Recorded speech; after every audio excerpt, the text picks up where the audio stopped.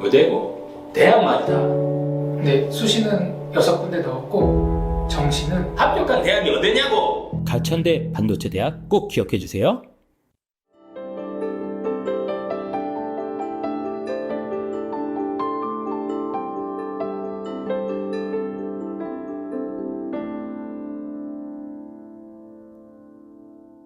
안녕하세요. 입시왕 라운지의 진아쌤입니다. 문영쌤입니다. 채원쌤입니다. 네, 저희가 주니어 컨설팅 시즌2가 시작이 되었습니다. 그래서 오늘은 지난번에 소개 영상에 이어서 정말 많은 학부모님들이 공감하실 이야기를 주제로 나누어 보려고 합니다. 실제 상담 사례를 가지고 저희가 이제 어떻게 해석을 하고 어떤 전략을 드리는지에 대해서 좀 간략하게 설명해 드리도록 하겠습니다. 두 분 선생님 다 많은 상담을 하고 계신데 혹시 어머님이 오셔서 선생님 저희 아이는 머리는 진짜 좋은데 왜 성적이 안 나올까요?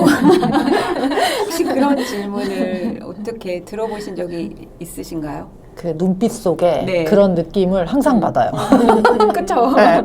말씀은 못 하시지만 네. 왜일까요? 하는 네. 그 간절한 맞아요. 눈빛. 왜일까요? 플러스 똑똑한데 애가 왜 그러니까 공부를 안 분명히 해요? 머리는 좋아. 어. 근데 왜 성적이 안 나올까 맞아. 하는 그런 궁금증이 있을 거예요. 그래서 저희가 오늘 한번 그런 경우를 가지고 와봤습니다. 네. 네. 자, 오늘 만나볼 학생은요. 저희가 이제 일단 가명으로 네. 진행을 하겠습니다. 가명으로 지민이 학생이고요. 네. 학생은 중학교 2학년입니다. 웩슬러 검사가 진행이 되었고요. 검사 결과 총 지능 지수는 108. 네. 평균에 속하고 평균보다 살짝 높은 수준이라고 할 수 맞습니다. 있습니다. 네. 네. 그런데 이 학생은 시공간과 그 다음에 유동추로는 125 이상이 나왔습니다. 오. 네. 똑똑한 친구인데요. 거의 상위 5% 이상이네요. 네. 네. 그런데 작업 기억과 처리 속도는 이제 또 평균보다 좀 아래 쪽으로 나온 이렇게 좀 간격이 크죠. 그래서 이제 어머님이 이제 상담을 오시게 되셨고요. 선생님 한번 이제 말씀을 해주시죠. 네. 이 지민이는요, 이제 수학 문제를 풀 때 특히 뭐 도형 문제, 복잡한 패턴에 대한 문제, 뭐 이런 걸 굉장히 잘 해결하는 친구예요.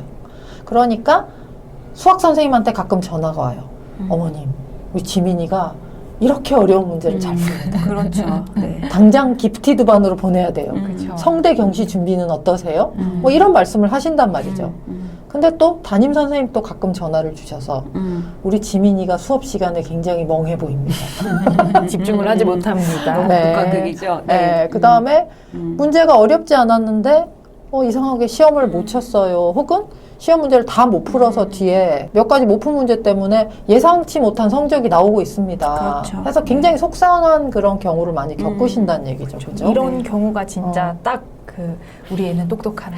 공부를 안 합니다. 맞아요. 공부를 왜 그렇죠. 못할까요? 성적이 안 나올까요? 그렇죠. 집에서 풀었더니 다 맞았어요. 맞아요. 그래서 결국에 이 지민이라는 학생은 공부를 안 하는 게 아니라 맞아요. 본인한테 맞는 방식으로 공부를 제대로 그러니까 정확한 그 방법을 제시받고 공부를 할 수 있었더라면 어머님은 그렇게 느끼지 그렇죠. 않으셨을 네. 겁니다. 그래서 이 학생의 가장 큰 장점인 시공간 그리고 유동추론 그 부분에 대해서 일단 선생님은 어떻게 해석을 하셨는지 조금 말씀해 주세요. 일단 시공간과 유동추론이 높은 친구들은 이해력이 몹시 높답니다. 그렇죠? 네. 네. 제가 시공간에 대해서 말씀드리면 눈으로 본 것을 머릿속에서 조합할 수 있는 사람이에요. 맞아요. 네. 그러니까 저는 안 되거든요. 네. 근데 이 친구는 아마 초등학교 고학년 때 배웠던 네. 어떤 만약에 정육면체 정계도에 그렇죠. 대한 수업을 한다. 네. 그러면 정계도를 보고 머릿속으로 다 접어보고 오른쪽으로 보면 이 모양이 보이고 밑에서 보면 이 모양이 보이고 뭐 맞아요. 싹기나무가 있는데 뭐 아래는 어떻게 생겼고 그렇죠. 뒷부분을 이렇게 머릿속에 네. 다 돌려볼 수 있는 친구. 네. 실제로 시험 저희 그 웩슬러 검사에도 이제 그런 게 진행이 되고 있죠. 네. 그 다음에 또 유동추론이라는 영역은 뭔가 이 세상에서 존재하는 어떤 여러 가지 이제 상황을 그 속에서 규칙성을 발견할 수 있는 사람이란 뜻이거든요. 그러면 과학이든 자연과학이든 인문과학이든 그 안에서 우리가 공식을 찾아내는 사람을 학문을 연구하는 사람이라고 본다면 그 부분에 있어서는 굉장히 높은 수준의 이해도를 가지고 있다? 이렇게 이제 해석할 수 있고 그러면 이 친구는 굉장히 고난이도의 어떤 개념을 알려줘도 빠르게 이해하고 깊이 있게 들어갈 수 있다.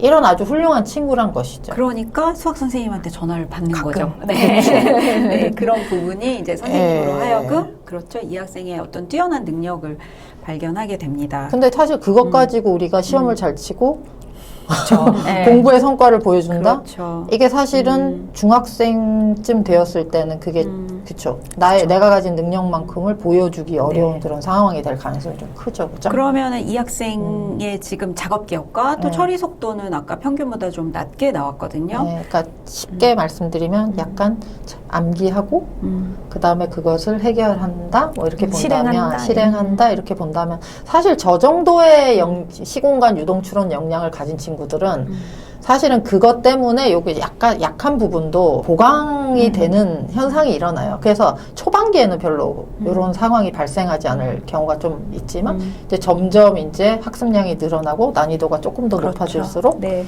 혹은 성향적으로 게으르다던가 의지가 약했을 때는 조금 더 빨리 맞아요. 이렇게 부각될 가능성이 좀 처리 속도 높죠, 때문에 아마도 시험 볼 때 좀 시간이 부족하다거나 네. 그렇죠. 그리고 놓치는 문제들도 아마 있지 않았을까. 네, 그렇게 생각이 됩니다. 선생님 혹시 과학고나 영재고 추천하세요? 아, 이 친구들 위험하죠. 가끔 그런 이제 수학 선생님의 전화를 받고 아, 우리 애가 이 정도가 되나? 하고 뭔가 도전을 할 수도 있을 만한 친구일 것 같아요. 네. 125 이상이 나왔다고 하니까. 근데 이런 친구들이 이제 과학고나 영재고 가면은 막 그런 미친 듯한 경쟁 환경에서 그리고 아까 말씀하신 이제 그런 시험, 타임어택 시험 이런 거에서 굉장히 좀 탈락할 수 있을 만한 가능성이 높아지는 거죠. 네. 그래서 저도 사실은 이 학생을 직접 상담하진 않았지만 과학고를 추천할 것 같진 않습니다. 네, 네. 과학고는 아무래도 이제 너무나 과도한 경쟁이 네, 그렇죠. 있는 학교이기 때문에 그런 학교는 좀 힘들 것 같고요. 그냥 일반고 또는 뭐 과학 중점 학교? 네, 과학 중점 일반고 정도는 이 학생이 충분히 가서 본인의 능력을 또 발휘할 수도 있고, 예. 네, 그렇게 과도한 경쟁이 아니다 보니 네. 하지만 또 이 학생에게 맞는 뭐 수학이나 과학 쪽의 여러 탐구 활동이나 그런 활동들이 충분히 실력이 발휘될 수 있지 않을까 그렇게 맞아요. 생각이 됩니다. 그냥 완전 일반고를 간다면 어떤 일이 벌어질까요, 선생님? 네, 그리고 이런 친구들은 그냥 일반고에 간다라고 하면은 이 친구가 가진 그 아주 높은 시공간과 유동추론 능력을 뭔가 발휘할 수 있는 환경 자체가 안 만들어질 수가 있는 거죠. 네. 그럴 수 있을 것 문제가 같아요. 너무 쉽다. 네, 그냥 맞아요. 일반적인 그렇게 어려운 걸 문제들- 배우지 않는다. 그렇죠. 그래서 이 학생한테는 가진 능력을 가지고 좀 뭔가 성장할 수 있는 네. 그런 좀 경험들이 조금 필요한 네, 거예요. 맞아요. 그래야 성취감을 네, 느끼고 맞아요. 거기서 또 한 단간 더 나아갈 수 있는데 그래서 그런 학교들을 추천하고 자 그렇다면 이제 고등학교에 진학을 했다라고 가정을 한다면 네. 도대체 우리 지민이에게는 어떠한 공부 방법이 제시가 돼야 될지 우리 또 전문가이시니까 일단 한 분씩 좀 말씀을 해봐 주세요. 이 학생은 공부할 때 어떤 식의 공부 방법이 쉽게 얘기하면은 내신 성적을 올릴 수 있을까? 선생님 저희- 생각하시기엔 어떠세요? 저희가 또 세밀하게 볼 수 있는 게 웩슬러 5판에서는 이제 시각적으로 잘 기억할 수 있는가, 이제 청각적으로 기억할 수 있는가, 그 두 부분에 대해서 이렇게 수치가 이제 각각 다르게 나오기 때문에 이제 그걸 보고 이제 선택을 해야 될 것 같아요. 네, 채원쌤은 이제 시각적으로 뭔가 역량이 더 뛰어난 친구에게 어떤 공부법을 권하시나요? 이 친구들은 사실 청각적인 이제 공부법이 맞는 친구들보다는 조금 힘들 수는 있어요. 네. 왜냐하면 청각적인 작업 기억이 굉장히 좀 뛰어난 친구들은 듣기만 해도 알아서 뭔가 살짝 조금 더 이해되고 암기되고 하는 부분들이 뛰어난 친구들인 건데 시각적인 뭔가 그런 장점을 가진 친구들은 스스로 뭔가를 해야 돼요. 그렇죠. 써야 시각화해야 돼요. 되겠죠. 네. 시각화해야 되겠지. 네, 그래서 무조건 쓰라고 하고 네가 자기주도적으로. 그렇죠. 네가 알아서 뭐 노트 정리를 해보거라, 뭐 마인드 맵을 그리든 그림을 그렇죠. 그리든 알아서 맞아요. 해봐라. 네. 네, 그런 것들을 얘기를 해주기는 하죠. 맞아요. 그리고 본인만의 뭐 요약하는 개성이 아마 있을 그쵸. 거예요. 네. 네. 그래서 그래서 써야 되는 거. 하나라도 더 보려면 당연하죠. 스스로의 네. 시간을 조금 가져야 투자를 해야 된다. 된다. 근데 이제 이런 친구들이 이제 학원을 뺑뺑이 돈다. 그럼 가서 계속 이렇게 듣고 있는 거죠. 그럼 이제 효율성이 조금 더 떨어질 맞아요. 수 있는 네. 예, 가능성이 좀 네. 있겠다 이렇게 보시면 될 것 같아요. 그래서 이런 학생 같은 경우는 워낙에 뭐 그 유동 추론이나 시공간 능력이 뛰어나기 때문에 지적인 호기심도 굉장히 뛰어난데 점수가 잘 안 나오는 경우. 그렇죠. 그래서 본인도 그거에 대해서 굉장히 답답해하기 때문에 오히려 이렇게 상담을 와서 이제 그 이야기를 전에 듣고 그 다음에 이제 뭔가 해결한 듯한 그쵸. 네.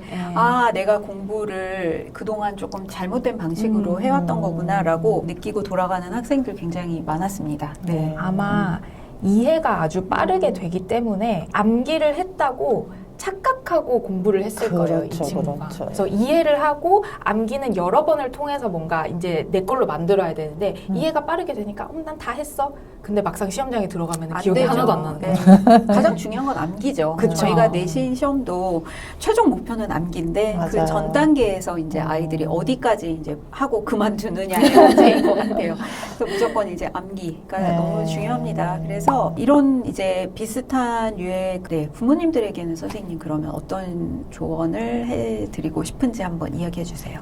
네. 사실 지민이 같은 학생은 부모님이 조급하게 생각하시면 그냥 계속 그 상태로 유지될 가능성이 커요. 그래서 이제 저 같은 경우에는 주로 이제 이 친구들한테 주로 권하는 것들이 이제 지민이 같은 경우에는 이제 시각적 이제 기억력이 이제 좋은 친구예요. 물론 작업 기억적인 측면은 낮지만 그 그래도 안에서도 그 안에서 시각적인, 안에서는. 네. 그래서 너는 수업 시간에 모든 걸 다 이해하고 다 받아들였다고 생각했지? 하지만 그것을 꼭 필기를 해라.